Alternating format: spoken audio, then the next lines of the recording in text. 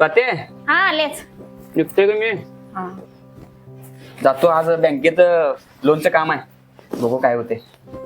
अहो तुम्ही आता ही नोकरी करताय आणि आता हे व्यवसाय जो तुमच्या डोक्यात फुल शिरले त्याची काय गरज आहे काय?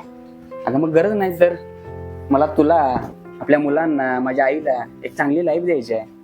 अहो पण तुमच्या तब्येतीची हेळसांड होते हो. तू परवा मला सांगितल्यास ना की पहिला तुमची तब्येत सांभाळा मग काम करा. पहिला मी माझी तब्येत सांभाळतो मग काम. तू टेन्शन घेऊ नकोस.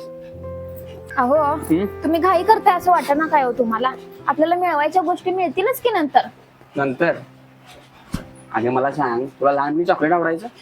हो खूप आवडायचं पण मिळालंच नाही हो. आता घरात आपल्या चॉकलेटची बरणी आहे, मग त्यातलं का खात नाहीस तू? अहो ज्या वयात पाहिजे होतं खायला तेव्हा मिळालं नाही आणि आता ते खाऊ वाटत नाही.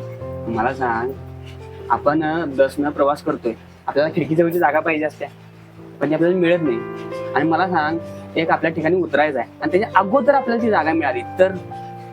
अहो नंतर ती जागा मिळाली तर काय आनंद आहे त्यात?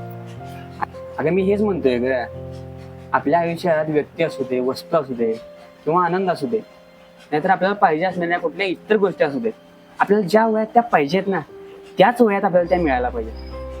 नाहीतर नंतर मिळून त्या गोष्टींचं महत्व शून्य असते.